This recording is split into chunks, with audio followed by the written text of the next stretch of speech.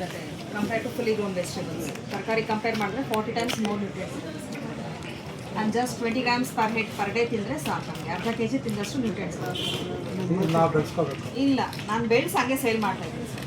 ನಾನು ಸೀಡ್ಸ್ ಅದೆಲ್ಲ ಏನು ಸೇಲ್ ಮಾಡ್ತಾ ಇಲ್ಲ. ಹಿಂಗೆ ಬೆಳೆಸಿ ನಾನು ಗಿಡ ಇದೇ ಥರ ಸಸಿ ಸೇಲ್ ಮಾಡ್ತೀನಿ. ಹಂಗೆ ತಿನ್ನೋದು, ಹಸಿಯಾಗಿ ತಿಂತೀವಿ. ನಮ್ಗೆ ಯಾವಾಗ ಗಿಡ ದೊಡ್ಡದಾಗತ್ತೆ ಎಲ್ಲ ಸ್ಪ್ರೆಡ್ ಆಗಿಬಿಡುತ್ತೆ ನ್ಯೂಟ್ರಿಯೆಂಟ್ಸು.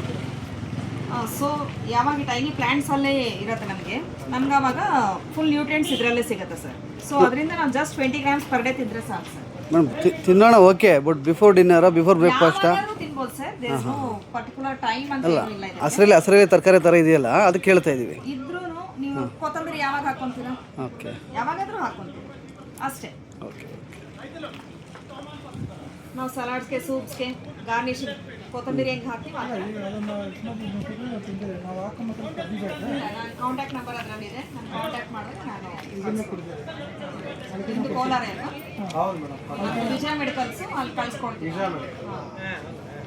ನೀವು ಫಾರಿನಲ್ಲಿದ್ದು ಇದೆಲ್ಲ ಬಂದ ನೀವಲ್ವಾ? ಹೌದು ಸರ್.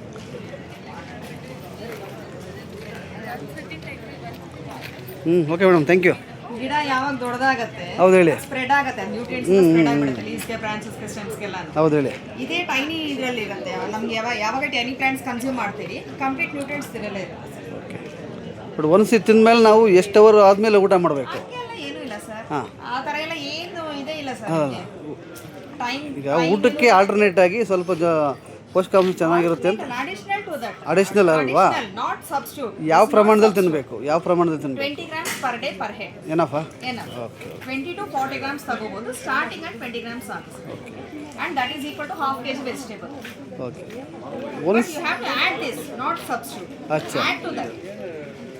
ಅಲ್ಲ ಮತ್ತೆ ಏನು enhances the flavor, energy, everything. Okay. Okay ma'am, thank you.